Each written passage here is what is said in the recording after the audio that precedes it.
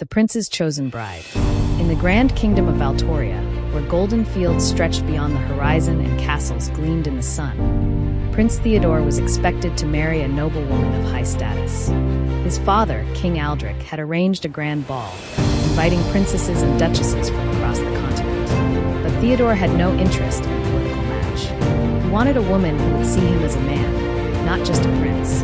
On the night of the ball, as music filled the great hall and nobles twirled in elegant dances, Theodore slipped away to the palace gardens. Under the glow of lanterns, he breathed deeply, savoring the silence. Then he saw her. A young woman sat on a stone bench, her face illuminated by the soft moonlight. She was not dressed like the noble ladies inside. Her gown was modest, her hair loosely braided. Yet there was a quiet elegance about her, a natural grace that captivated. "You are not inside enjoying the ball?" he asked, stepping closer. She looked up, startled, then smiled. "I could ask the same of you, Your Highness." He raised an eyebrow. "You know who I am?" "Everyone does," she said with a playful glint in her eyes. "But you do not know me." Intrigued, Theodore sat beside her. "Then tell me." "My name is Elise," she said. "I came with my cousin, Lady Vivian. She insisted I attend, though I have no place among royalty." "And yet," Theodore mused, "I find your company far more enjoyable than any princess inside." They spoke for hours, lost in conversation about books, music, and dreams beyond palace walls.